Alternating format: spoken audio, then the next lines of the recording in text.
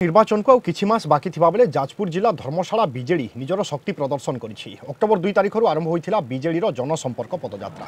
याकु मुख्यमंत्री नवीन पट्टनायक नवेम्बर 28 तारिख पर्यंत बढ़ाइथिले। जाजपुर धर्मशाला निर्वाचन मंडली रे जनसंपर्क पदयात्रा उद्यापित हो जाइछि। एहार नेतृत्व नैथिले राज्य बिजु जनता दल छामुआ शाखा मानकर नेतृमंडली।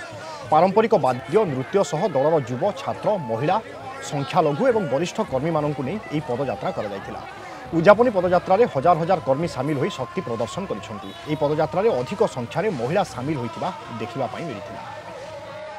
जे धर्मशाला रे अन्य कोनोसी कार मध्य एठी नॉमिनेशन करिवार आवश्यकता बोधे नाही अनुभव करथिबे धर्मशालावासी देइछन्ती जे कोबळे भाबे तांकर जनसमर्थन लोकप्रियता अछि। तकरे मु निश्चित भाबे कहबी युवक माने तांकर सर्वाधिक युवक माने तांकर सहित रहिछन्ती। आज धर्मशाला निर्वाचन मंडली रे माननीय विधायक प्रणव कुमार बलवंत रायकर नेतृत्व में महासमारोह रे महाआडंबर रे महासफलतार सहित ये ऐतिहासिक पदयात्रा समापन होईछि।